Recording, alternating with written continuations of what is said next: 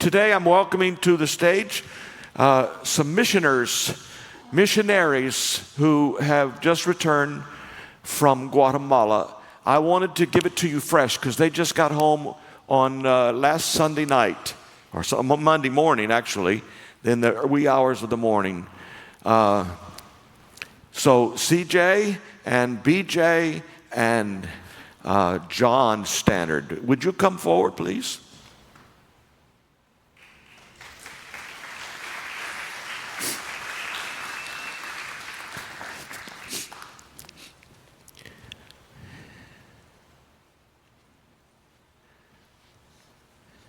Now, I want to say something about these men and how they have impacted my life.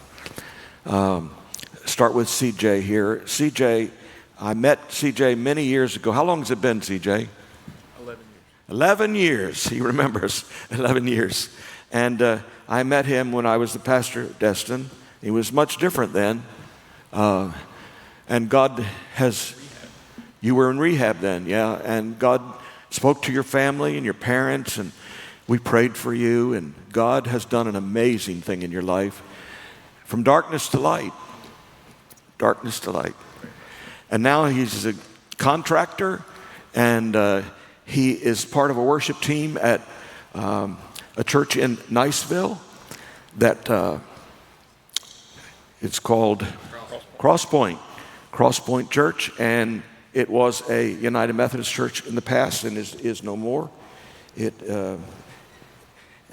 a great church, and he is on a worship team in one of the satellite locations and plays instruments, sings, and so we're grateful that you're here today. He and BJ have been friends for a long time and shared the struggle of moving from darkness to light. My son, BJ Carpenter, who's also a contractor, and I thank God for what he's done in his life. Probably one of the greatest inspirations in my later life has been this man.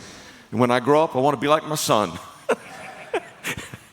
John Stannard has been in this church in lots of positions. He's been here a long time, and he's still a young boy, but he's been here a long time. But John has been an elder. John has been in charge of lots of things, and he knows lots of people. He's also, I didn't even think about this, John's also been a contractor. So we have, can you sing a song together as the singing contractors, ladies and gentlemen? But John has a heart for missions, and he said to me, I want to go on a mission experience. I want to go to another country or cross-cultural. And so he got his wish, and he's gone to Guatemala. And I'm going to let you guys take it from there. I might insert something from time to time, but I'm going to listen mostly. And they're going to show you some pictures. And one of the objectives of doing this is, here's my objective, and I want to make this a mission church. I want us to be in mission. Jesus said, go where?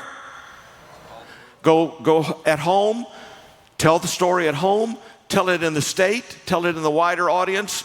You know, we have circumferences around us, and the close one is at home, our home. Be an example at home with your children. That's your first mission. Don't go to a foreign country if your children need you. So your children, they need you, and we need to raise children in the faith. Now, Jerusalem, Judea, Samaria, and the uttermost parts of the earth. So there's no elective here. We have to do it all. I hear people say, well, why should we go to Guatemala when we got such problems at home?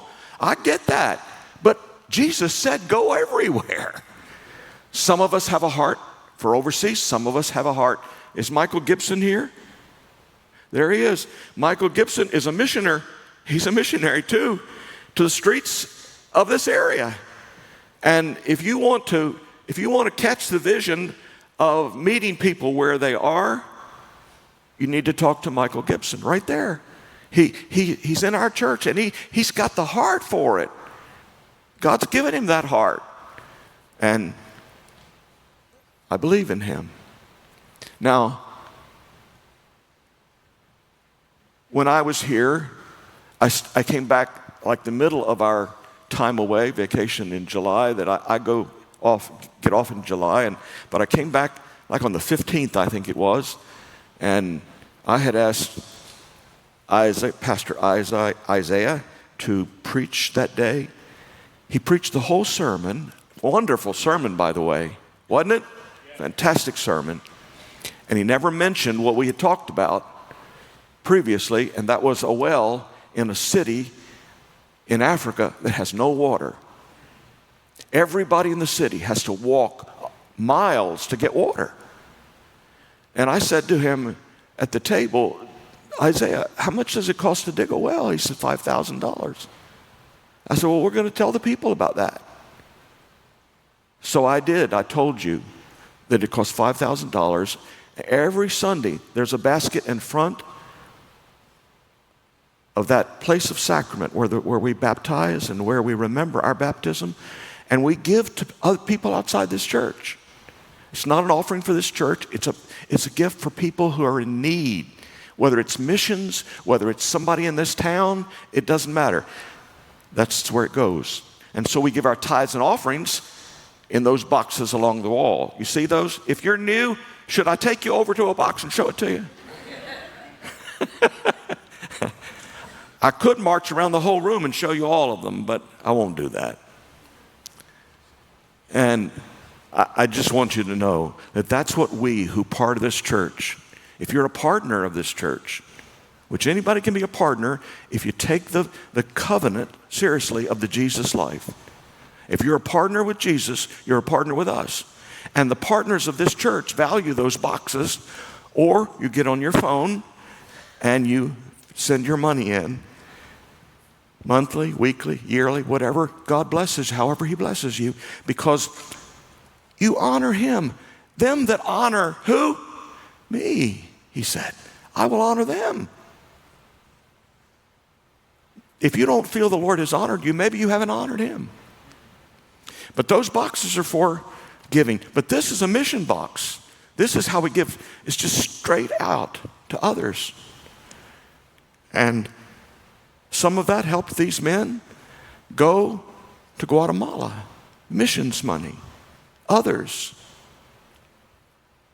But we collected that offering for Africa to dig that well.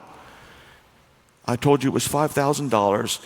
And this week, I had breakfast with Mama Kay and Bishop Isaiah, and we gave him a check for $7,000. Amen.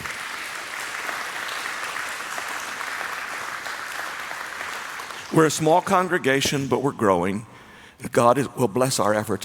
If there's only 12 here, if you have 12 people who are committed to Jesus, do you think you can do anything?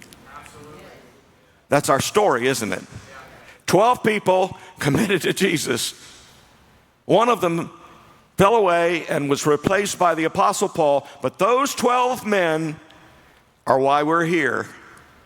They were missioners to all the places in the world, and they planted the banner of King Emmanuel on all the continents of the earth. That's the story of our faith. These men took the love of Christ to the high mountains, high altitudes of Guatemala. Tell us about it. Well, first of all, I just want to say I'm glad to be back, and thank you so much to all of you who prayerfully and financially contributed to this trip. We're grateful for that, grateful to be home, and grateful for the opportunity to participate in what God's doing. We all know God is missional. He left the glories of heaven to come to this rebellious, broken planet to die and rise from the dead for us. So we're grateful to participate in anything he's doing around the world. And I've been on a few trips, and I met CJ about 11 years ago. I've been on a few mission trips, and I remember when we first met, briefly, we were sitting at a Mexican restaurant in Niceville and sharing in the excitement and the enthusiasm of a mission trip that had just taken place. And I remember that vividly. And there's nothing more exciting than actually partnering with God and seeing what he's doing in the lives of individuals, families and communities all over the world. And so, before we share too much, we've got an opportunity as a church ahead of us to partner with the same people we just got back from this trip with, which is called Food for the Hungry and Crosspoint, and just partner with some communities there as well. And in a systematic, strategic, methodical way, they're doing amazing work year round. And CJ's going to share more about that, and John too, about our experience. So I'm just grateful to be back and grateful to have this opportunity, first off. Well, thank you, Pastor Barry. Thank you, everyone, for welcoming me here. Thank you for lending these two guys. We always need team members to have a team to go. So just to fill everyone in on how I got here, as they said, we met about 11 years ago, and to tell you it's by his grace that I'm even sitting on this stage this morning. I was in a very dark place. As we've talked about drug addiction, we talked about just being in desperate need of God to move in our life. I've danced with the devil in some dark corners of this world, and it is not a fun place to be, but his light overcomes, and that's the reason I'm here. And just to tell you how I got involved in missions, my beautiful wife's on a couple of these slides. I'm going to give God the glory and her the credit, but I too, as Pastor Barry said, I'm a worship leader at our campus, and his announcements were it's 2017. I remember it vividly because there wasn't a chance that I would ever go on a mission trip. Never crossed my mind, never wanted to do it, wasn't going. So I sat down, I looked at my wife, she said, "I'd like to go on that trip they're advertising on the slideshow up there." I said, "Yeah, that's great, honey. Sermon's about to start." Next week, I come back down off the stage, and that slide's up there again. She goes, "I paid our deposit." So in 2018, I was in Guatemala, and I hadn't quit going except when they said I couldn't go during COVID, and I usually don't want to come back, and they forced me on the airplane to come back, and that's why I'm here today. So long story short, but anyway, no, that's how I got here. Like I said, I've known BJ for a very long time. We have walked in our faith together for a while. He's been a very wonderful friend. I'm very thankful to have him and to have met John this year. And Pastor Barry is very influential in my life when I was in rehab, and we went to church and helped get my life back on track. So I'm just thankful BJ even married me and my wife. So the way God works, hindsight, the way this all happens, but how this has changed my life, and as these pictures go through, these are just different things. If anybody has questions, I'll be happy to answer afterwards. But missions, as everyone has stressed here this morning, I never wanted to do it, but it will change your life. I don't know if someone's sitting out here today that was a lot like me. I grew up in the church. My grandfather was a pastor. Been there, done that, graduated from a Christian school. I've always believed in God, but I found myself at a very stale place, even out of addiction and into just a normal life, a normal, responsible, adult, American, privileged life. There was still something missing. And being forced by my wife to go on this mission trip, it changed my life in ways I really can't tell you. I can't put it into words, but when you go to another country, you experience another culture, you see how God moves in different ways. You get to step outside your comfort zone. You have to be comfortable being uncomfortable. You go and you see that what you have, number one, isn't that bad. The things that you think are hard really aren't hard. And you see that God can overcome a lot greater things than fighting to get out of the church parking lot, long lines at the fast food restaurant, any other first world problems you may have. But more than anything, it helped me slow my life down. It helped me gain perspective. And the biggest thing about this trip is all of these pictures will show you it's about the people. Our American ways tend to get caught up in thinking we have to do something. We have to accomplish something. We have to build a statue or build a building. I build houses for a living. You got to have a checklist of things that you can mark off and say, look what I've done. Look what we have accomplished. Look what I can do. The biggest thing that it taught me that I could go do is go and be still, to know He is God, to love other people, to see them that who they are, that they have value because they are created in His image. And this is all about a relationship. We do nothing. Food for the Hungry are the people on the ground. They are the people in and out every day that know these village leaders. They know these communities. They're from this land. So before I turn it over to them, I just want to say we don't do anything other than go. And when we go, it's funny, I got handed this, and just like our church, we have a schedule, and there's a countdown timer, and we get started on time, and we do things by a schedule. Well, in Guatemala, we don't do it that way.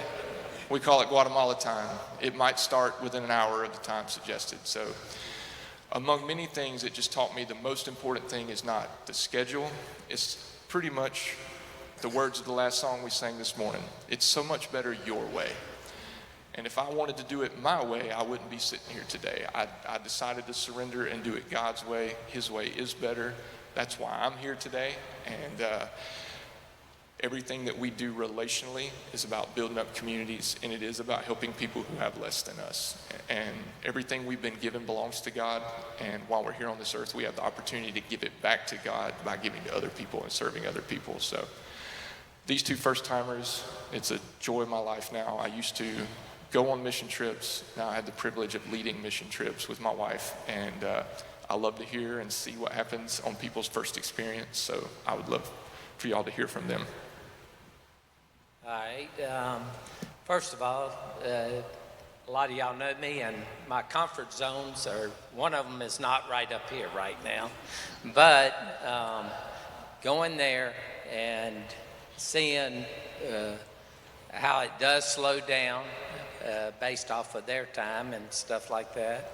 But CJ, I want to tell you, and I've told most of the other people that I gained another family.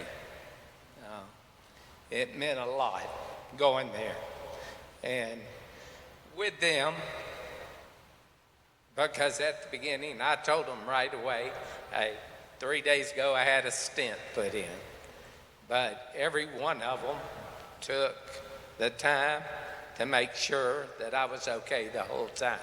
So it's not just a mission trip for the people there, but for us as becoming a family within ourselves. We spend a lot of time with each other before and after each day.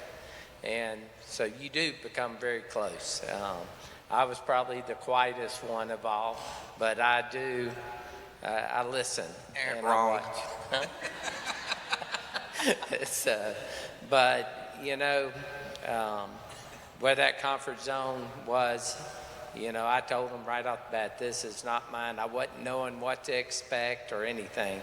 But once you get involved, you almost forget your comfort right there. And it's just very different. I was very impressed with the organization, Food for the Hungry. I mean, it's probably when they got their set schedule and you're going to follow along and change when they need to change something, you learn that real quick. But what they do for these people in the country and how they help with us coming in is just different. And it helps, it's set to make sure that we're not just coming in there trying to say we're going to save you, because we're not there for that. And I learned that real quick by just thinking, you know, there's a lot that they keep you straight, I can tell you that, with stuff, and you do. But I just got a new realization of what we have here and what we take for granted. I remember handing a child just a simple little plastic toy that if you handed your child, they'd probably throw it at you and laugh at you. But they took such meaning in those little things. I had the opportunity to serve at the VBS, and that was just amazing to me, because you learn real quick. You're going to have a few of them that will attach to you. And I had a little girl and a little boy, both that just, it seemed like every time I turned around, they were there, right there beside. And sometimes it's just it was the ones that stood back, and I kind of went to them at first, but then they come to you later, because they do have, and just showing your love. Because we didn't do anything really amazing, except be there and talk to some of the parents and the groups, the leaders of the village were, to me, some of the most, they have a heart for their village. And just taking the opportunity to talk to them meant a lot. So I hope that we can eventually at this church get involved in something like that, because it's an experience and it's a commitment. That's the one thing you gotta realize. So I'll let you. Yeah, one of the things missions always has done for me, and I haven't been on too many, but a few, but it's always expanding and enriching. It stretches you out of your comfort zone, and it stretches your capacity to love. And one of the main things that I took away from this trip personally was just that, there's so much striving within for position, for place, for status, for this and for that, but this stretches your perspective in such a way that you see a broader picture, and you just want to love more, because really that's what it's all about. Doing is very different than being and abiding. Jesus said, abide in me. If you don't abide in me, you can do nothing. And abiding is a lot different than all the striving that's within and in the world. But being stretched in your mindset, your perspective, and your capacity to love is very valuable. It's invaluable. It's amazing. I want to keep the main thing in my life, and not lose perspective of that. I think our culture tends to do that to me, causes me to lose sight of the main thing. And Jesus calls us to be not comfortable, but to be conformable by the renewing of our mind. And so just the act of loving. And man, I was blown away at VBS when we were serving, and all the kids just mobbing us with the love, just simply because they've experienced the blessing of relationship from Cross Point over the last decade or so. And CJ is going to share, I think, a little bit about, he has 3 sponsor kids there. One of the coolest things about this organization is that they sponsor kids much like Compassion all over the world, but you get to visit them every year, and you get to take them gifts and go back. And he's visited Jonathan, who I think is on here in just a second, for since 2016, 2018. That was really cool, just to see the impact that his love and loving this family has had, and just to see their interaction when we got to visit and pray for them. And that was super special. Just feel privileged to be a part of that. And I really look forward to maybe having the opportunity to partner with FH in a different village and sponsor kids and develop those relationships. And tell us expound on what it's been like, how you got these kids, and how that's impacted your lives. So one of the biggest, so there's 4 main areas, and one of the pictures shows us sitting in a room, and I think it's already passed, it'll come back around, but it's we meet with Food for the Hungry. They have a field office on the ground about 40 minutes from the villages. I want to give you all a brief rundown of how this whole operation works. So we fly into country, and the way we got to partner with Food for the Hungry is our church was looking for something a little bit more in depth, looking for something other than, say, painting the same building every year at an orphanage. Not that anything's wrong with serving an orphanage, but we wanted to go a little further, and Food for the Hungry said, we need you to go to the farthest region, and no one will go there. So we agreed to do that, and it's about 7 hours from Guatemala City. It's called Huehuetenango. So we fly in, we go about 3.5-hour bus ride, and we stay in a place called Panajachel. Beautiful volcanoes, mountains, lakes. You get submersed in the culture, you get a feel for the country you're in, you start to understand a little bit the differences between here and there. And then for the bulk of the week, during the week, we go on up to a place, in the past, we've stayed at a place called Hotel California. Not that one, but this year we got to stay at a little bit different one, which was, the Gates of Heaven is what it was called. I think the guys found out it wasn't the Gates of Heaven because we had some power outages, some cold showers, maybe bed bugs. I won't point any fingers or call any names, but you start to appreciate what you have back home. You start to realize you're in a different world. But the one thing that we do is we go into this particular community. We have 2 teams. The other team is actually flying as we speak right now back home. They followed us the week after. So they're in a village, and then the team my wife and I lead are now in the new village. But we've been in country about 10 years, and it's all about building up relationships. So we go in and we always set up a VBS, and we do VBS all week with the kids, and that is just a transcendent thing for us. When you go in, to also give you context, they don't speak Spanish. They speak an ancient Mayan dialect called Mam. So we have double translation, and you just think of all these barriers that come into play. But that hug that John's talking about, the love that comes from these people, it transcends language, it transcends any cultural boundaries.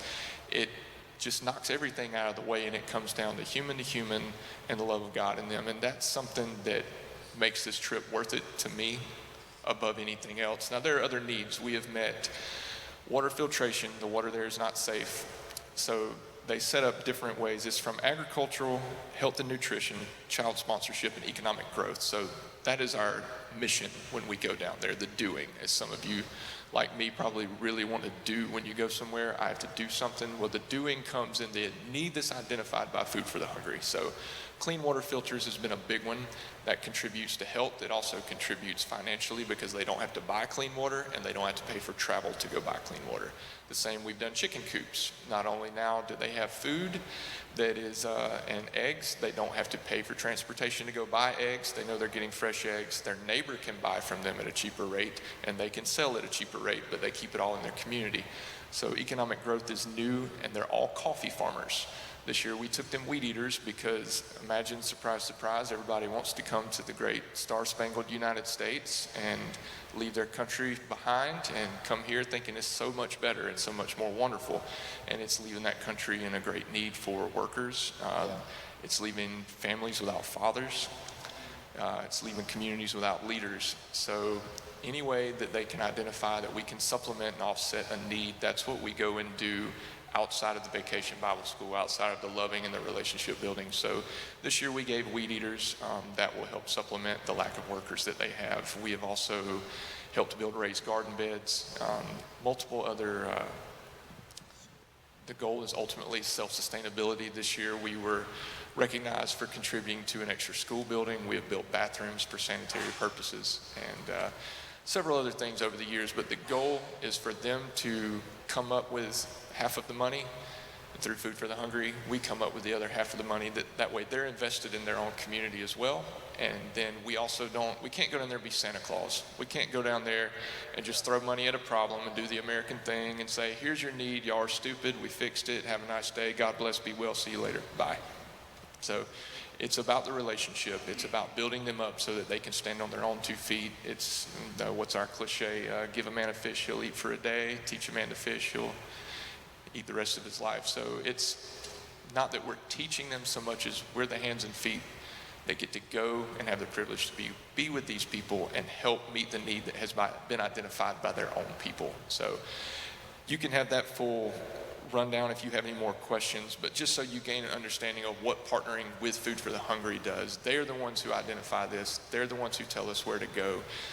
We found out this year that in Huehuetenango, which is just the region we're in, it's in the highlands, there are 31 communities that these people serve. And you see these fields and these streams and the slides. You see where these people literally walk every single day. And it's not easy.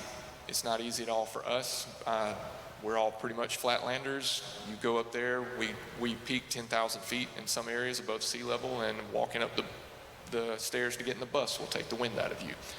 But so you just have an admiration for the resiliency that these people continue every day. And I think the greatest admiration comes from, we go there thinking sometimes with the mindset that we're going to help people. They're helping us. You're going to open your heart to allow God to work in you. And you find out that maybe we're the ones who are lacking. Maybe we're the ones who are lacking because we're in a spiritual poverty with the distractions that we have, with the affluence and the abundance that we have in this country. It can blind us to the spiritual poverty that we truly have, and that's the enrichment that you see in the resilience that these people have. They get up every day and they keep going, and they have a sense of community, and they don't allow one another to do without. And it's very beautiful. It's very encouraging. It's something that when you bring back here with you, it's hard to carry out into this world. I always try to take a day off work when I get back so that I'm not bothered with your first world problems.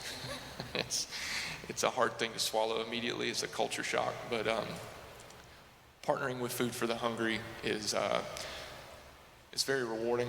It's very enriching. It's very eye-opening, and it's more about how can you open your heart and your mind to Christ to go and serve others without doing something for them so much as you're just being there with them. And just to give you that rundown of what we do, it's a little more than just going and standing around, but you do spend a lot of time together. We do a lot of devotionals every night. You have to ride on a bus with BJ and John for a very long time every day. But, and as John said, we come together as well as a team. I don't know how many of you go to Disney World or on other vacations, but I'm sure you're ready to get away from the people that you've been on vacation with. When you go on a mission trip, there's a spiritual bond that you have with one another that's also rewarding to grow in Christ together and to really see people, hopefully, the way that Christ looks at us, and that's with love and compassion and understanding that transcends all our petty differences and our points of aggravation. Amen. Amen. I'm going to quit rambling. Go One ahead, thing John. that I would also like to say is with Food for the Hungry, I didn't see one thing that they don't have the heart for what they're doing. What they are doing, they truly believe in it. They put all their energy. Our lead, Esther, she just seeing how she, at one instance, a child fell and got hurt. And she went and was doctoring her knee up as a little girl. And to be honest with you, she wasn't hurt. She was more embarrassed because it was a bunch of girls, boys that she was playing against. And in the end, after Esther shared with us the story of this girl and telling us what she was, when she got back, they're allowed to actually sponsor a child too, and that she had decided that was going to be the child she sponsored. And I tell you, the heart of these people that work for Food the Hungry just amazed me. They truly do believe in what they're doing, and I got a lot out of just watching them. Yeah, they were real examples to us of Christ in flesh, because they served us needy Americans from like daylight to dark and beyond, and it was quite inspiring to watch them be so selfless, but their attitude with which they served and led and guided us and worshiped with us, and were just, when they had other things they could be doing, and they were above and beyond the call. So it was really neat to just see Christ shining through them, and very clearly, because when you're in that context, you can see things a little clearer for what they are, just by actions. Well, and they're serving us and serving their own country. And here I say it's very hard. There are plenty of people who serve this country and serve it well, but it's just very admirable to see them as well serve both. And I forgot to answer one question. There are 31 communities in the Huehue Tenango area.